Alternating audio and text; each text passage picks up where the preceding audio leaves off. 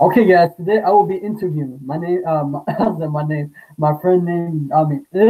John. It's okay. We're not editing that out. He's the author of Living. How you said the name? Living with Superiority. Yeah, I'm gonna ask you that question. Okay, can you introduce to yourself to your audience, please? Yeah, my name is John Laughlin. I'm the author of the book that Johnny just mentioned. Um, Amongst other things, I'm a dad first and foremost. I'm a husband and a dad first and foremost. But, I've spent a good portion of my life in helping other people overcome and inspire and help other people. So, what else do you want to know, Johnny? Okay, so all right. Well, we can talk about your book. Yeah, let's start with that. Then we'll talk about other stuff. Why did you write Living with Your Superiority? Why did you write that book? I think the primary reason is I see a lot of people kind of walking around the world not real happy about things. Um, People have had a lot of trauma. People have had a lot of hurt in their lives, and the result of that is there are a lot of people that just and they spend their entire life reliving that pain, kind of living in that moment. And so one of the key reasons that I wrote that book was to kind of help to inspire people to use those traumatic things and that pain and turn it into something positive. You know, one of the questions that you'll see repeated throughout that book is that happening now, right? So as you begin to think about those things that hurt and caused you pain and created trauma for you, you know, the question is that happening now? And if it's not happening right now, guess what?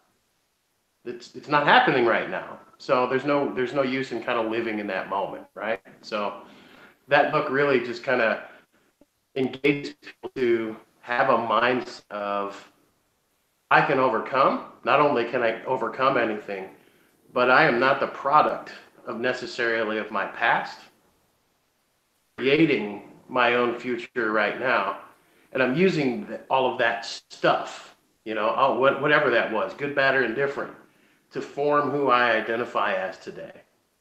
Right?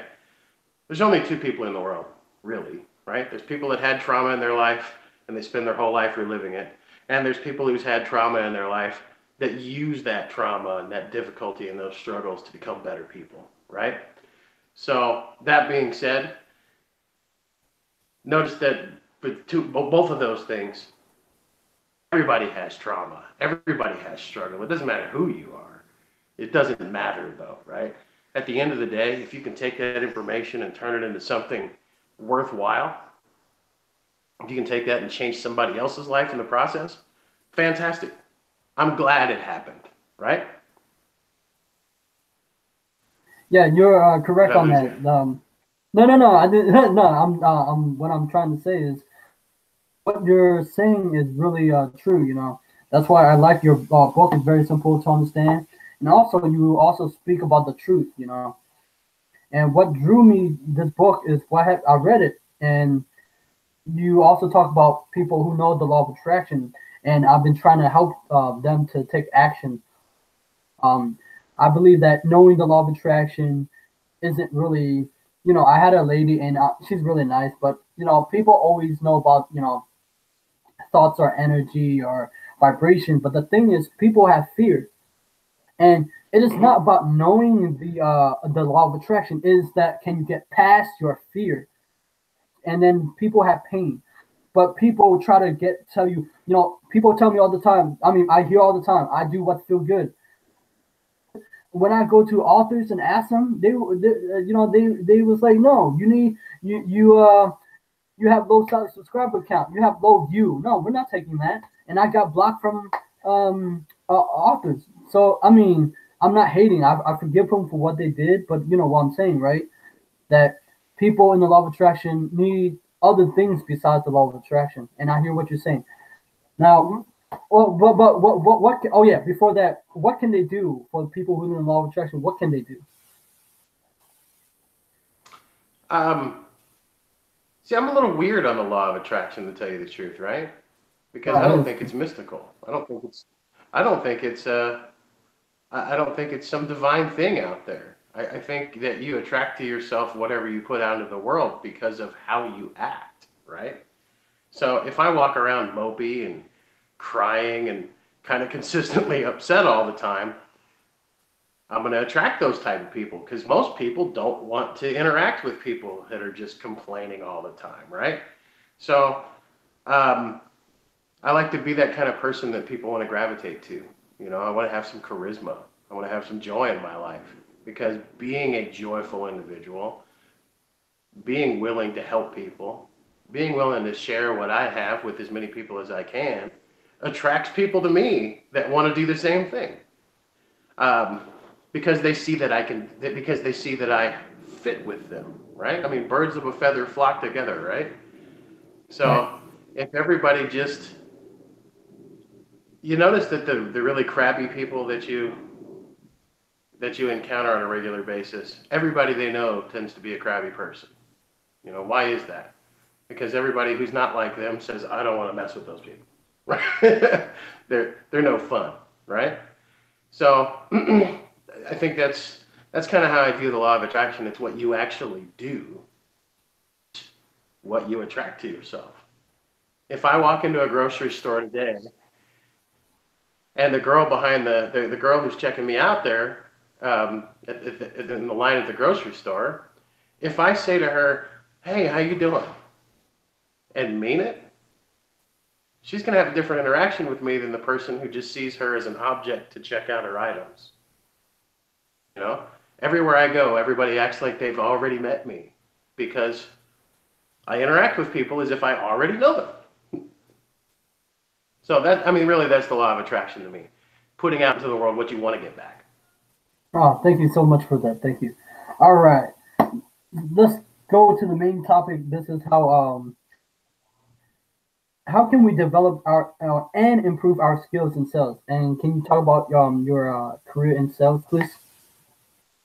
I started my career in sales by accident. I was working at UPS at 17 years old. I got hurt really bad. I had a wall of boxes fall on me, and I fractured a vertebrae. So it wasn't a whole lot of fun. And I needed a job, and I walked into a little home improvement company that was looking for appointment setters, and they hired me, paid me a little bit of money, and turns out I was pretty good at it. So I have gone from being that kind of lowly telemarketer guy that nobody wants to hear from to being a pretty high level sales guy over the course of time. And it's because I've had good mentors. It's because I've asked a lot of questions, and I've learned from people that are way better than I'll probably ever be. But I'm still really good. So, I mean, that's really been my career in sales, right? I've gone from a little telemarketing guy to I was running a telemarketing room, frankly, and then I went from that to was in advertising sales for a while. I was working for the Yellow Pages back before those went dodo. I worked for a company here in all over the United States called Clear. They provided a wireless internet service, and I ran all of the corporate stores for them. So I taught people how to sell within those environments. So, and an alarm company. So it sounds like I've bounced around a lot, but really my goal in life has been, always kind of incrementally get better. So I went from a pretty low level sales job to, at present, I'm really happy with what I'm doing. So Yeah, that's helping good. Thank people you for too. so much. Oh yes, yes. Oh yeah, that's what yeah, helping people. Yeah.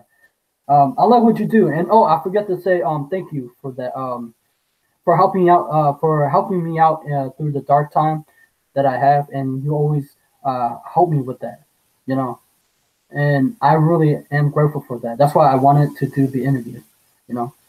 I think that Of you course. can inspire other people. Um, how can we develop and improve our skills themselves? I think the shortest answer to how to get better at sales is learn when to shut up, right?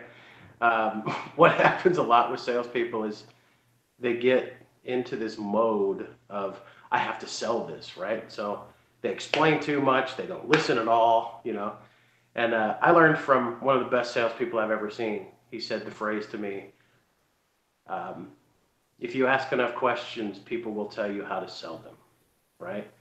And I thought that was really powerful. So an exercise that I've taught in lots of sales training classes, for the last 10 years of my life, is do nothing but ask questions through an entire sales presentation, right?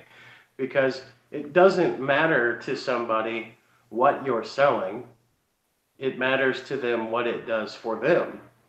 So if you don't know what it's going to do to accomplish something for them, there's no point in telling them what all the features are. They don't care, right? Or you're just explaining something that they don't really care about, right?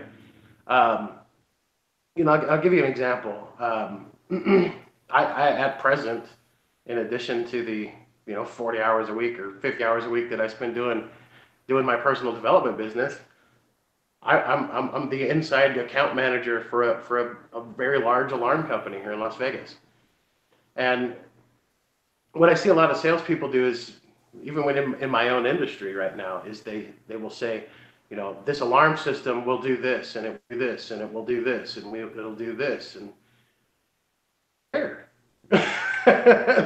That's the part that people don't understand, is you have to dig out why that person wants something. So if somebody calls me and says, hey, I want to talk about an alarm system, my first question to them is, what do you want it to do? Right? Because by pausing and asking a question, number one, I take away all the sales resistance that people have, because they expect you to start rattling off all of the features. When you don't do that, what are you trying to accomplish? What do you want it to do? It gives them an opportunity to explain to you what they want to accomplish. And then you can take whatever your product is, be that an alarm or whatever, and you can say, okay, what do I have that fills that need? So in my case, it's a lot of, I want cameras. Well, why do you want cameras? What do you want to see? What do you want to be able to view? Did I lose you? There you go. And they'll say, oh, well, I just want to be able to check out my front door. That's really smart, because all the statistics say that before somebody breaks into a house, they knock on the door 3 or 4 times first. So it's really wise of you to want to put a camera on the front door. Now, would it be helpful if you were able to talk to the people at the front door? I could talk to the people at the front door? Yeah, you could talk to people at the front door. Oh, okay. Now they're excited. They're thinking, because they just solved the problem that they told me they wanted to solve. Now, if I said, hey, I could give you a video doorbell right out of the gate before I asked any questions, I could give you a video doorbell where you could talk to people at the door. That might be interesting to them, but now that they've told me that they want to do something, and I've explained how I can do what they asked me to do, it's a completely different ballgame. Now I'm just fulfilling their needs. I'm not selling anything. Make sense? About that. So what you're trying to say is really understanding about the customer and really listen, and also really understanding people too, right? Yeah. Okay. Thank you so much. That's actually I'm gonna rewatch this video for more. Thank you so much. I appreciate that from you. What are the things that what I guess you already answered that. What are the things that we should know about sales? Is it hard, or is it easy to learn, or? You know what? There's so many charlatans out there. There's so many goofballs out there that'll tell you, I've got the magic phrases that make people buy stuff. They don't. Nobody does. At the end of the day, you're not going to sell anything to anybody that they don't have some interest in buying to begin with, right? If you've got something really, really innovative, it's very different from what anybody's seen before, that's one thing. But everybody's heard the sales pitches for the vacation packages and everything. Everybody's heard all of that. So the same sales processes that people have been writing about for the past 60 years don't work anymore. It's 2018. People can get on the internet and find out any number of things. So if you want to be a really, really gifted sales professional in 2018, You have to be able to differentiate yourself from all those other guys that are reading from a script. Hello, Mr. Jones. My name is John Laughlin. I'm calling from ABC Company. How are you today? Nobody wants to hear that. Everybody's already heard all that stuff. That's why everybody's got that immediate I'm not interested hang up response if you're calling somebody on the phone. That's the reason that people get doors slammed in their face, is because everybody's doing some version of that, right? So what I've really tried to do in my sales career is be very different from other salespeople, because those old school ways of, ignoring objections and um, all these trial closes and all this fun stuff that sounds really interesting and neat, it doesn't work, right? If you ask enough questions, the customer will tell you how to sell them what you're trying to sell, or if you even can sell them what they want to sell, right? I tell people every day, I don't think I'm a good fit for you, because I don't care, right? I'm successful to the point that I don't need their money. But if I can solve a problem that they have in their life, if I can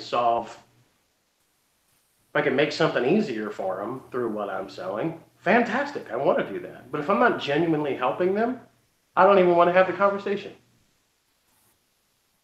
So you get, for you, it's as if you're saying that you get to choose and pick who your customer are, right? Yeah. I think the word qualify is one of the most powerful things you can say to a customer, right? So, I don't know. Maybe you don't even qualify to be one of my customers. Whoa, everybody wants to qualify, right?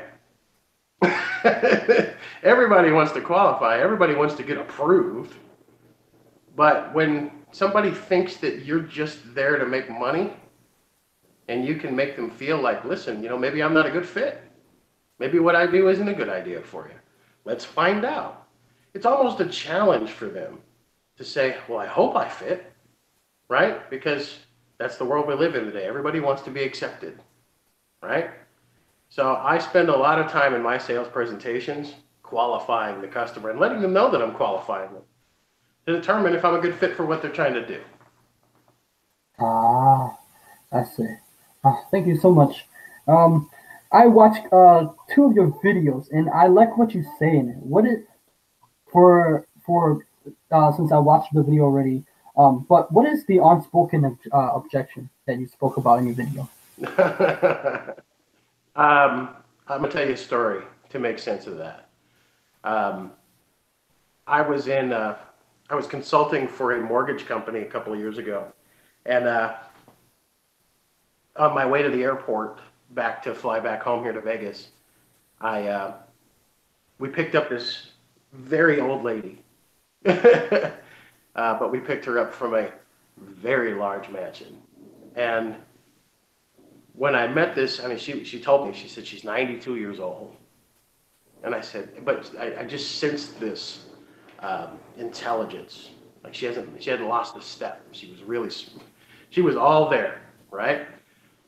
And I said, I just know that I'm sitting in front of a salesperson right now.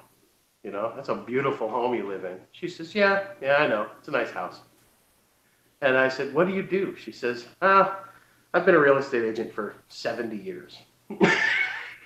70 years she's been a real estate agent. I said, well, clearly you're really successful. So what's the one piece of advice that you would give to anybody entering into the sales business, whatever that is? She said, deal with the unspoken objection. And at the time, I didn't know what that meant. So I said, what does that mean? She says, if you get to the end of a presentation and you have not heard an objection, you have a problem. Because there are objections. I mean, objections at the end of the day are just questions, right? So that objection could be, I can't afford it. That objection could be, there's somebody else that needs to be involved in order for me to make this decision. That objection could be any number of things, but I mean, if you walk from the beginning of your presentation to the end of the presentation, and that person hasn't asked any questions, hasn't expressed any concerns about anything, that's not because you're a great salesperson. It's because you haven't found enough information out yet. So I think a good example of an unspoken objection is when I see somebody just hesitate and hesitate and hesitate, and I see them kind of like doing mental math, right? Because whatever price that I've told them is clearly causing them to panic a little bit because maybe they don't have enough money, right? So, and I mean, there's a gift to this, there's a talent to this, it's something you really got to get good at because you can really offend somebody by doing this the wrong way. But when I get that feeling like maybe somebody's having a hard time, maybe this money that we're talking about is too much for them, I'm not afraid to ask, you know, is this too much money for you? Right? No, no, no, it's not that I can't afford it. No, it's okay. I don't want to take any food off your table. So if this is too much money, why don't we just redirect when this makes more sense? Right? When I do that, if it wasn't really the money and it was something else, they tend to tell me what the actual objection was at that point, right? But if it is the money and they couldn't afford it, then I've just become human. Right? I'm not just the sales guy. I'm genuinely concerned about you. Right? In my sales career, on a monthly basis, probably 50% of my sales come from somebody who called me that I talked to a few months ago because they remembered that I cared. I genuinely cared. I wasn't out to hurt anybody. I don't need these people's money. That's the part that salespeople miss, right? If you're the type of salesperson who sits around all day counting your commission check, you're doing it wrong. You're absolutely doing it wrong. I don't really pay attention to what the commissions look like till the end of the pay cycle, till after everything's already done. And then I go, oh, okay, there's my paycheck. Cool. Right? Because if I'm not serving my customer, not servicing my customer, if I'm not treating them like a human being that I value, I don't deserve their money. Does that make sense? What you say ring true because the day that we talk on Facebook, what you say was I was like because I was saying you've been a blessing in my life and I'm grateful for that. And then and I was like, and then you said, yeah, you too. And I was like, why? Why? And you said because I care. And you say that it's a rare trait. And I was like, that's very interesting. Because all the time when I care for people, I treat them. You know, too many people treat people like Instagram, Twitter, and YouTube as their numbers, but they're people at the end of the day, and that's how I was my message. People, when I talk to my friends, they stop caring. They start talking about themselves, but they never connect with, like how we talk. They never connect with the part that I want to share my part of myself a little bit, but they stop caring. So they just talk about themselves. I understand that people like to talk about themselves. It's human nature. It's psychology. But it's okay to be human and let your emotion in sometimes, but that's okay. What advice can you give us that can help us improve our negotiation skills and how to deal with objection? Because we talk about this. Um, yeah, I mean, negotiating. I mean, I wrote a book called Selling Actions, right? Um, if you want to look that up on Amazon, Selling Actions, John Laughlin, that'll get you there every time. But um, so actions it actually stands for approach, communicate, teach, inquire, open up the conversation, negotiate, sell, right? Approach is just introductions, right? Communicate is qualifying, right? Do I have something that would take away some of your pain, right? Somehow. Teach. Here's what I do. Here's how I can help you accomplish all of those things that we just talked about in that communication phase. Um, interview, right? Let's go back and forth. Let's talk about how we fit together, right? How does all this make sense, right? Open up the conversation, which is asking for those objections, looking for those objections, looking for anything that would make that customer say no. And at that stage of the game, if you've done all of that well, there's nothing to negotiate about. Do you understand what I'm saying? Because if I've approached you, if I have communicated well with you, if I have taught you well about what I do, if I've really kind of gone through the process correctly, I've already told you how much what I'm trying to sell you costs. I've already talked to you about what I'm trying to accomplish. You've told me how I fit. There's nowhere to negotiate, right? Because, I mean, the only thing that needs to be negotiated at this point is how much does it cost? And at the end of the day, it's whether or not they can afford what you have. But you shouldn't even be trying to negotiate until they know what you're talking about, until they know what you're actually, what they're going to gain as a result of it. If you are selling something that makes people money, it's really easy to overcome that negotiation side, because what's your ROI? What's your return on investment, right? So if I can show you that I'm going to make you an extra $2,000 a month, and I'm asking you to pay me $1,000, well, over the course of the next year, I'm going to make you $24,000. Your return on investment is $23,000 for the $1,000 that I'm asking for. Does that make sense? So there's not a whole lot of negotiating to do at that point. The question is whether or not they're going to pay for it. And if you've done your presentation well, there's no close involved, right? In fact, if you are negotiating, that you should be at a point where you know that that customer is going to buy from you. So there's no reason to close, right? My favorite phrase to close a sale is, do you have any questions? Do you have any questions? No. Okay. And then I just start filling out paperwork because we're done. Oh, wow. They haven't told me no, and they've effectively told me yes at that point. Okay, thank you so much for that. Oh, before that, is there any correct way to do a sales presentation? Because I keep hearing a lot from, the author of, Brian Tracy? Of course.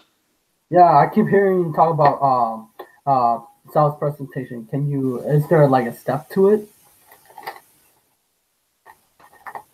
I'm sorry. How can we step to how to correctly do a sales presentation? Well, I think that's what Actions is about, right?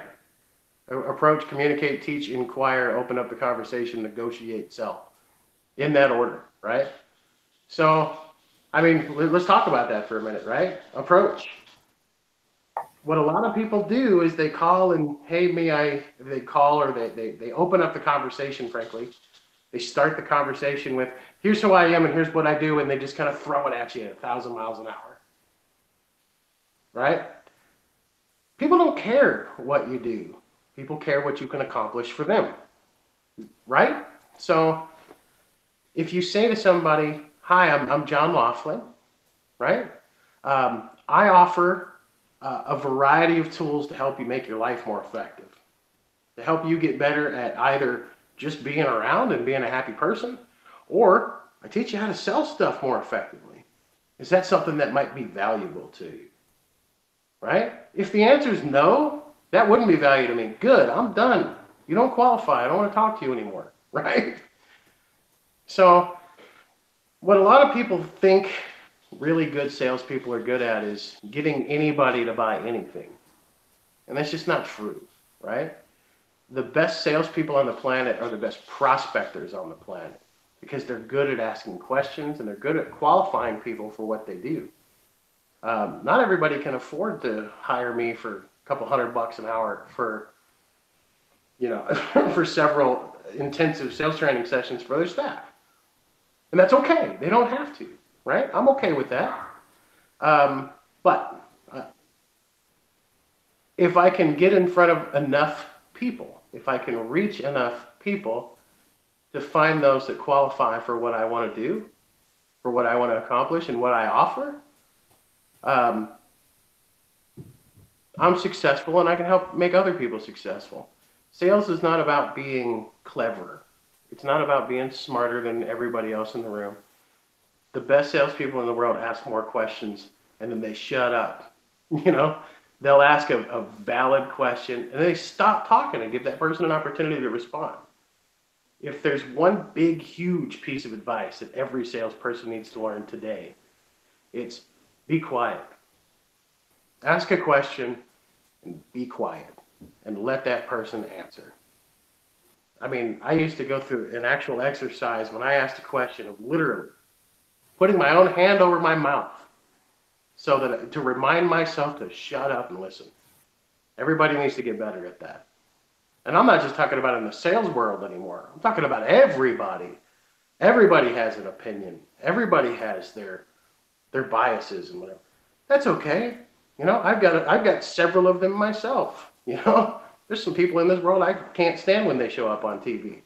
But when somebody says, "Hey, I support that person," I'm okay with, why do you support that person?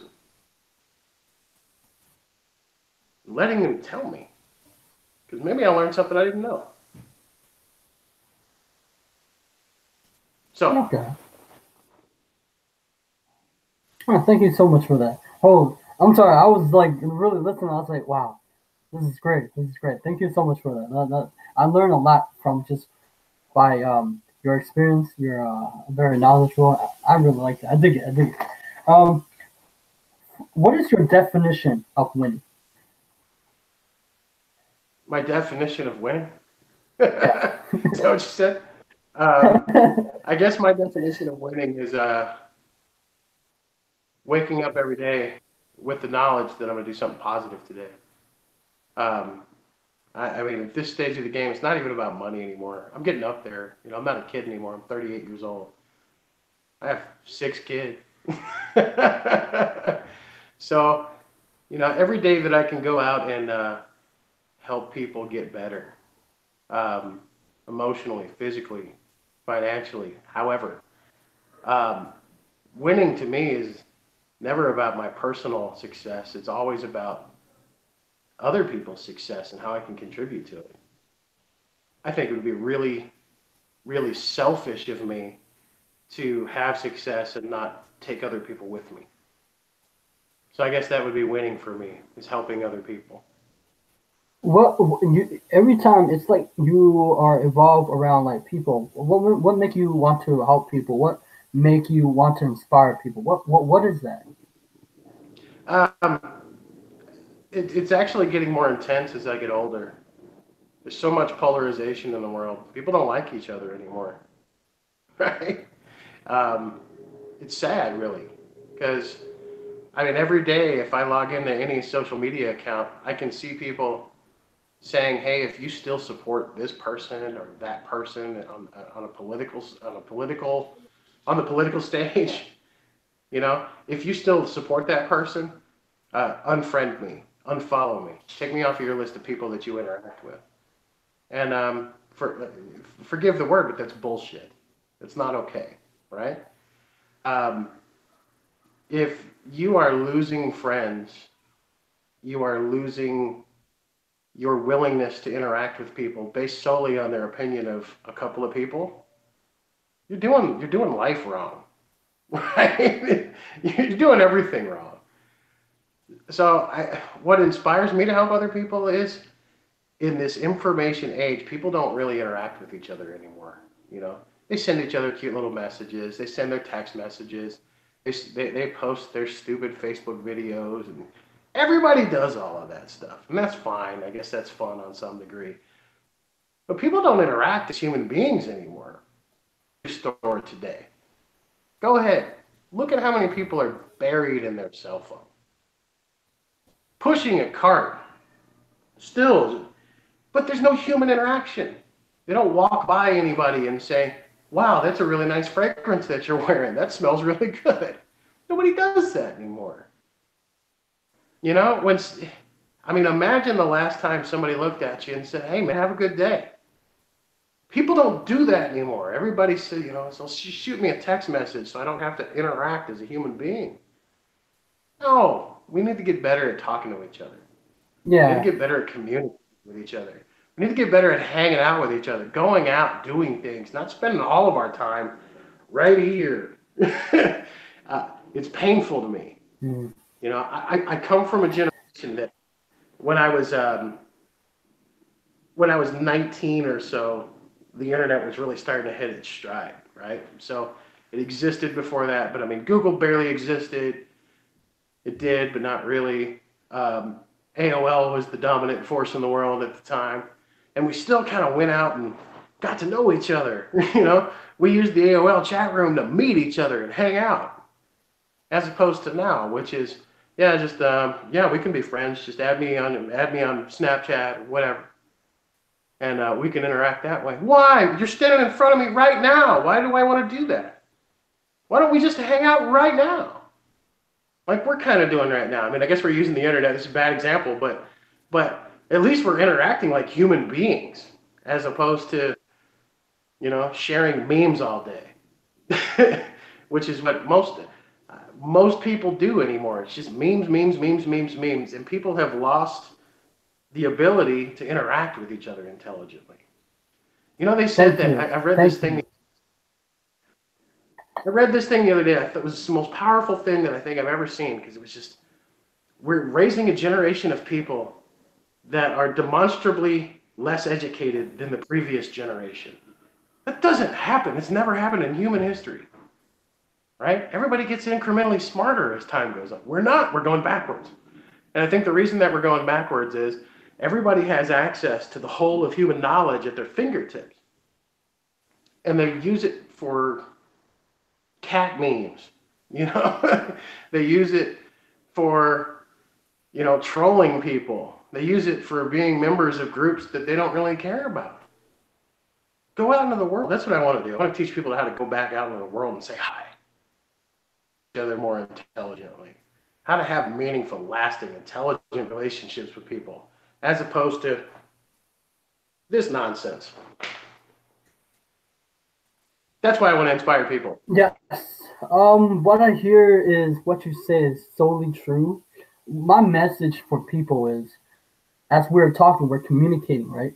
And I understand you, and that's how we're supposed to be. I feel, I want to be real to you and honest to you. It felt hurt, okay?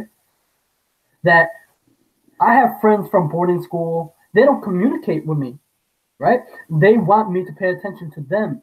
I understand that, but they don't know how to effectively communicate with me, right? Because I understand people, Mm-hmm. not in a sales way, right? Not in a sales way, but I understand people to the degree that I was like, okay, I can make you pay attention to you and make you pension, but you won't be aware of that. That's not being rude. I just don't. I understand people and people's psychology, but it's funny how that if you give them attention, but they don't give you attention, right? And that I understand that I watch people, even adults do it too. I watched this lady. She's on her phone, and I was trying to speak to her, but she was looking down on her phone. Not speaking rude, but people lost the sense of interaction with each other, how people behave or body language, right? They don't see the facial feature anymore. They don't make other people smile. What they do is they just send a text and say, that's all right. No, it's not all right. People, that's why I try my best each and every day to be able at least to make people smile when I interact with them. Because at the end of the day, they have probably hardship, you know? And but the thing is the most what I hate about Facebook and people always go on Facebook and Twitter and like that. See, I believe that social media is a powerful tool like we're using now. That as an interview, it's a powerful tool and a gateway to do something positive in the world, right? But they waste their time on stupid stuff on Facebook. The only reason why because Facebook and Twitter they know something. They're using people brains. They're using dopamine. Every time they get a notification, they anticipate the likes and the thing, and they're going towards it. That's wasting their time. That's my message, like for people, like Mm-hmm. don't waste your time, and don't if you want to do your dream. See, like for me, I have to reach out to authors to interview them, and it's not always easy, right? And I have to use that time to get them, and not get them, but you know what I mean, right? But yeah, that's what my message is. That if you're wasting your time and not interacting with people, what you say is right. Very true. What is your passion in life? I think we said that already. But what is your passion in life? Helping people, or there's My more? passion is My passion is just moving people in the right direction. You know, we go backwards too much. We're not as smart as we used to be. I mean, watch a movie from the 1950s, right? Watch a movie from the 1950s. Go ahead. Do you notice that people speak more eloquently? Do you notice that people have a greater command of their language? Do you notice that people are more in touch with their emotions? They're more expressive. Notice the world that we live in now. You know, the number one movie for quite a while was, you know, this the Fate of the Furious.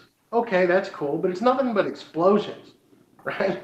It's nothing but chaos and violence. You know, we've lost track of human emotions because we don't have to outwardly express them with other human beings anymore, right?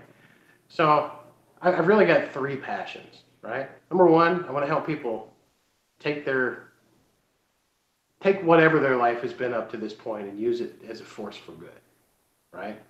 Um, I could tell you things about my childhood that would reduce you to tears, but it doesn't matter to me because it's not happening now. It doesn't matter, right? Um, does it affect me on some level? Yeah, but it affects me in that it makes me a better parent because I know what not to do.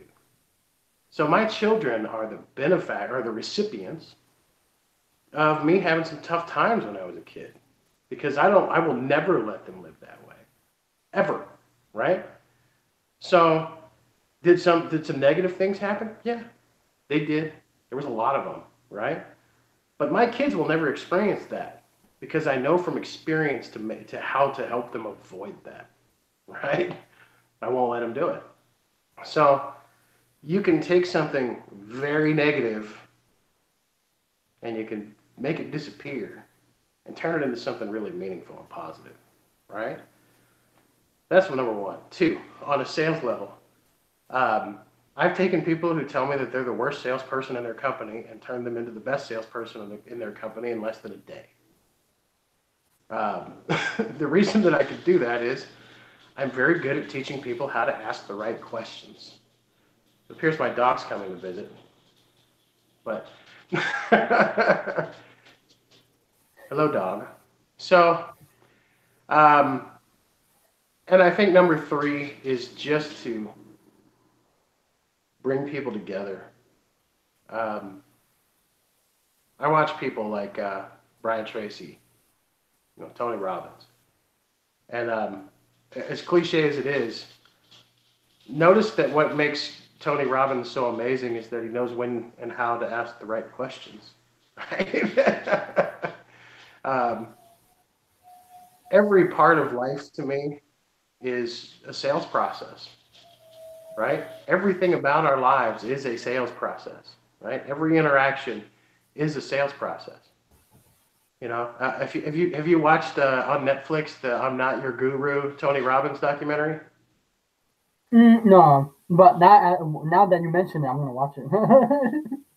You should, because there's a point at which he asked a girl in the audience why she was here, and she effectively says, I want to get control of my diet."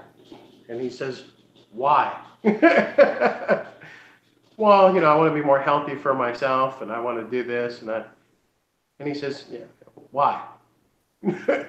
Why do you want to do all that? You look fine to me. Why do you want to do all that?"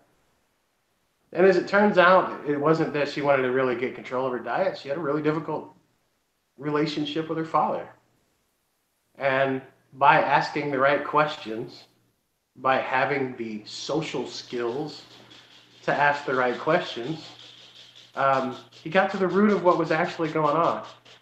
We're not good anymore at intellectually interacting with other human beings. We're good at hearing what they say, but we're not good at hearing what they mean. And I'm really passionate about teaching people how to how to how to catch those cues, how to really understand when somebody does this, they mean one thing, but when they do this, they mean another thing. We're not good at that anymore.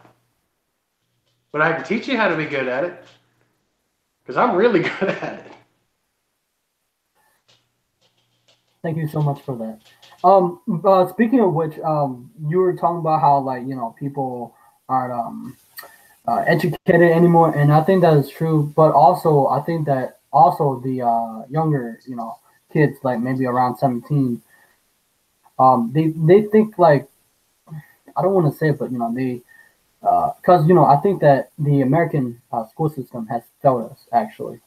That is my opinion because I think that the school is broken for a couple of reasons, but I tell you that I was in special education, right? And they put me in the special education for no reason. I don't know why. They said I have a learning disability, but obviously I can read. Like I can read all these stuff, right? But the school didn't teach us, about selling.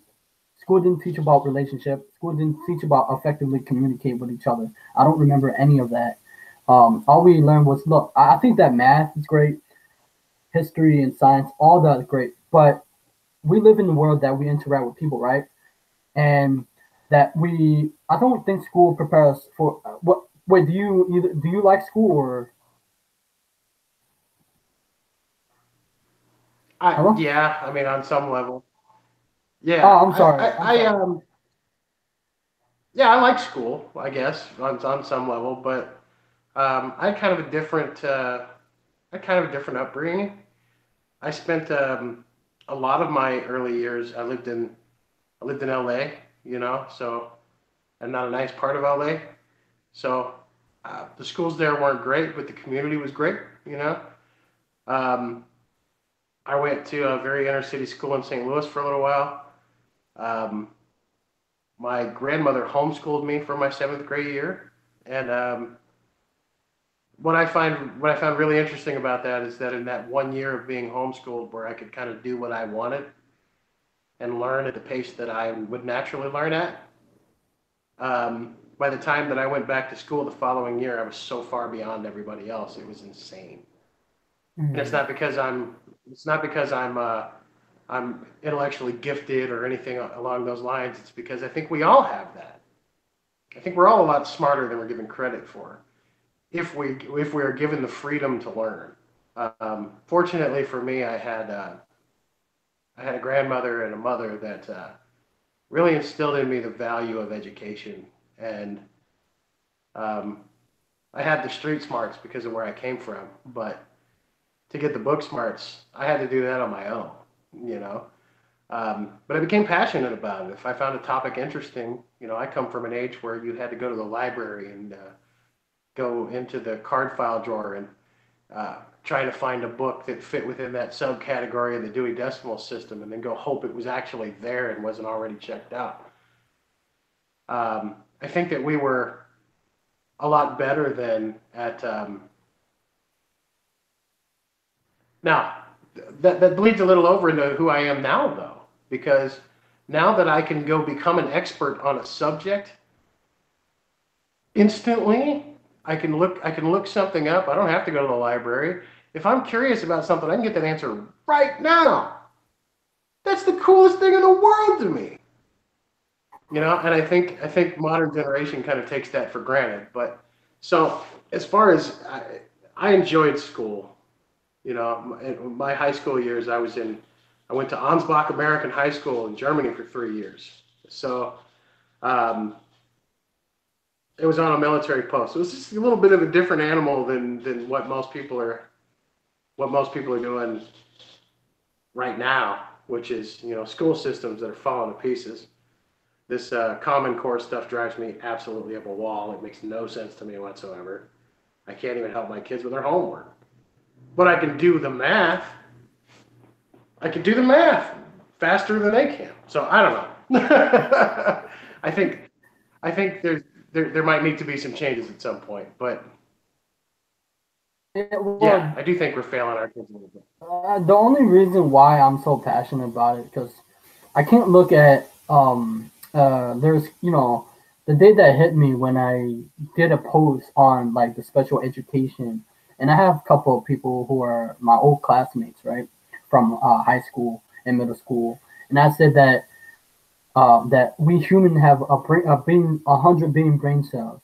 That most people think that we are like retarded or not genius, but because school never taught us about the human brain. And I wasn't aware of that until I dived deep on the self-help books, And that's why I wanted to, my mission in life is to change the way people view the law of attraction. That's for one. Two is to impact at least the special education side, or at least school. Because people view school, they value school instead of valuing the education. I think that true effective education should be able to change your mindset, should be able to change your behavior and the results and the outcome that you're going to get. But that's not happening in the real school system, right? It should be able to change the way you think things, your perception and how you interact. But that's just me. You know. But what the success? Oh yeah. Before that, do you have any fears or any struggle in your life that you have to overcome for the people that are listening to you? Do I have any fears at present? No. Do you have any fears that you overcame, or do you have any struggles, or so you can inspire others? Um, yeah, you know, the last 10 years of my life, I think, would have driven the average person insane, you know. Um, my wife has had two brain tumors. She's nearly died on several occasions. She had thyroid cancer. I'm the parent of a legitimately bipolar 17-year-old daughter who, as we speak, is in a residential treatment center learning how to get her own disorder under control. So, but I think we would have already lost her had it not been for the book that you opened up with, that you brought up at the beginning of this conversation.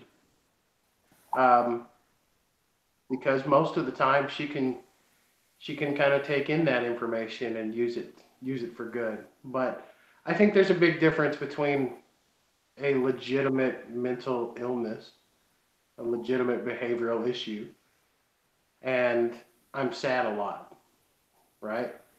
Um, I watch her battle with an altered sense of reality on a regular basis, and it's really hard for me because in my day-to-day life, I talk to people every day that um, they think they're depressed. They think that and they're really not. They're just sad. They're struggling with something for a minute, as opposed to my daughter who is not struggling for a minute. It's something she's probably going to struggle with her entire life. But she inspires me. She inspires me because she can look me right in the face and tell me, I know this isn't real, but it's so hard to control.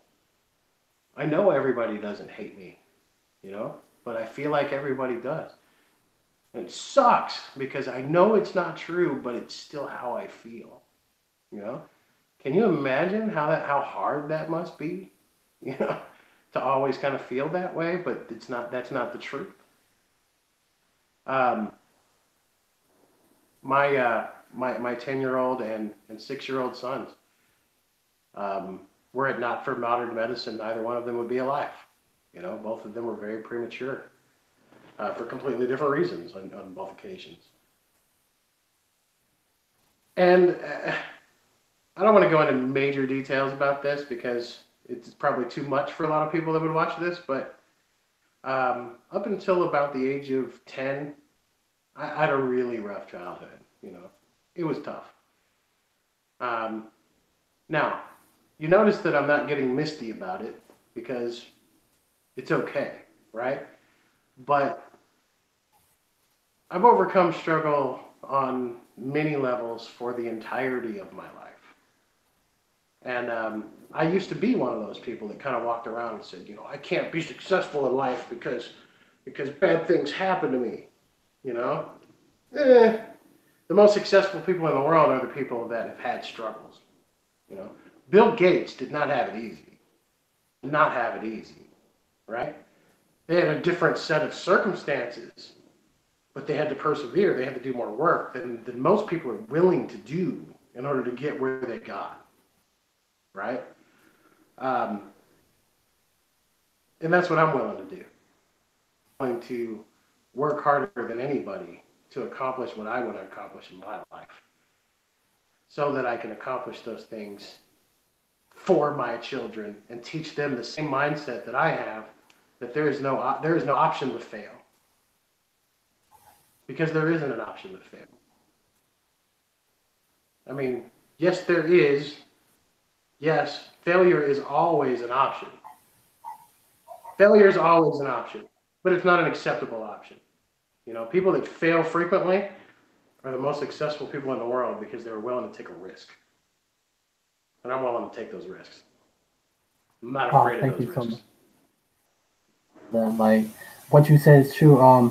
See, the thing is, that's what for this interview, actually, I have to persist for like almost a year, actually, to tell you the truth. And I wanted to give up many times. I actually wanted to give up many times interviewing many people that I want to interview. It took me like 3-4 months, but I have to see. The thing is, what I'm trying to teach is people is this: if you want to get the outcome, your dream, you have to persist, right? No matter what the outcome. And I wanted to quit so many times. It took me like 4 months to be able to interview like those authors or those people, because I know that there are many different reasons why people don't want to do the interview. I found out that people have fear also, like adults have fear, but people forget that. And I was like, okay, so people have fear, and what can I do about it? What? Like I feel like sometimes I feel like wow, I look up to them and I like their message, but what can I do, right? And I keep persisting, and I try to like emailing or message, and I'm trying to message you, and it's not always go through, and it's not always easy for me, right? But you know what? Today I made it happen. Story. Um, but the thing is, what I'm trying to, you're right. We have to persist, and the most successful people fail a lot, and then they have hardship, right? People think that the overnight success, but people don't understand about the setback, the heartbreak that they have. And the most successful people don't wait for things to happen.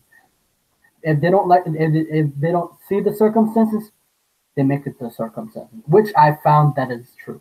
Like when I didn't get my way, I had to make the circumstances to happen, and it doesn't always easy. But thank you for listening. I know that you're listening. Um, what does success look like to you?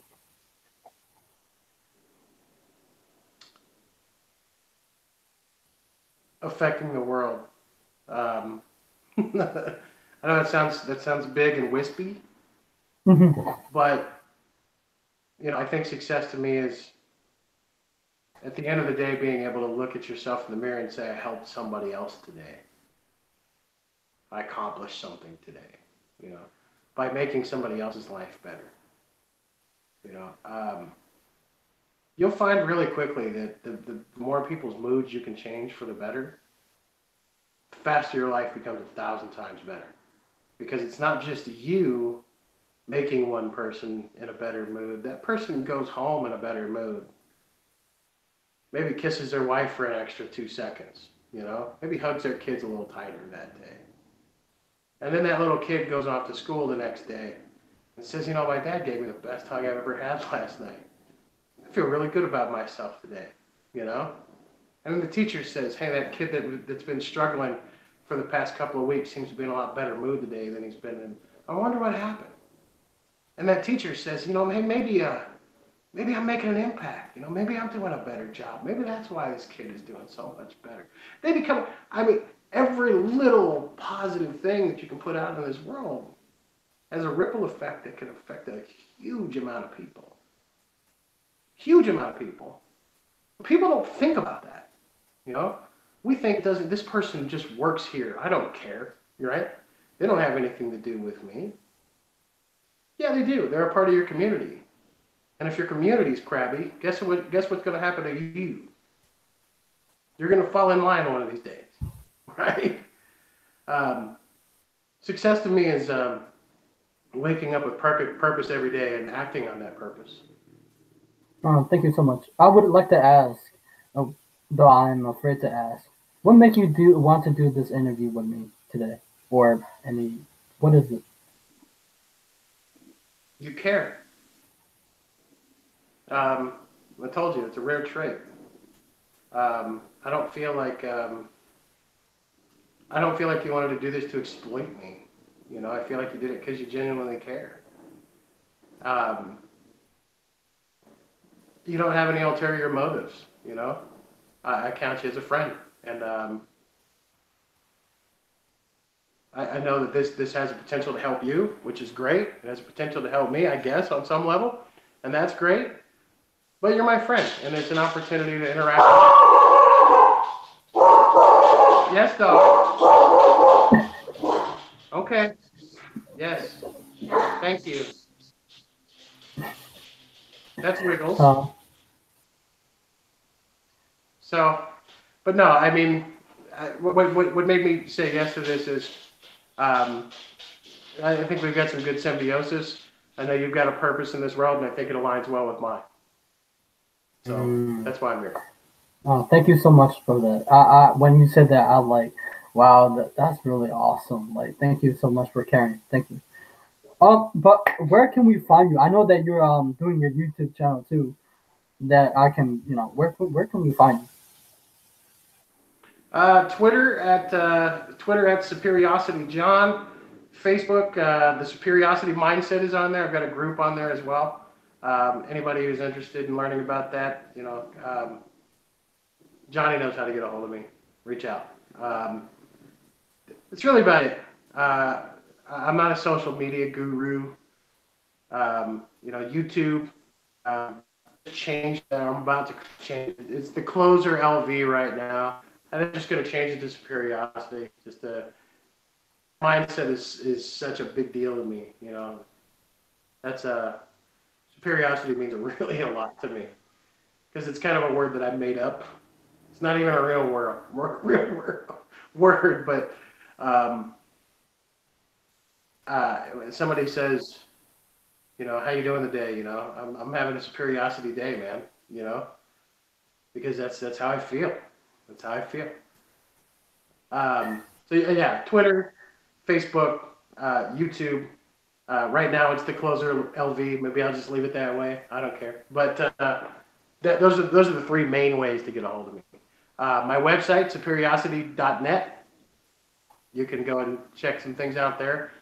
Just relaunched that after somebody who I will not call a friend borrowed my domain name, but I just got it back. So. Okay, thank you so much for that. Thank you for the time that you spent with us, and I'm actually grateful, very very grateful that you share knowledge with the people who will help you find it helpful, and that you have inspired me now more than ever. If you like this video, like it. If you like to subscribe, you can subscribe to my channel, and you can find him. I'll put the link in the description below, and I'll see you next time. Bye bye.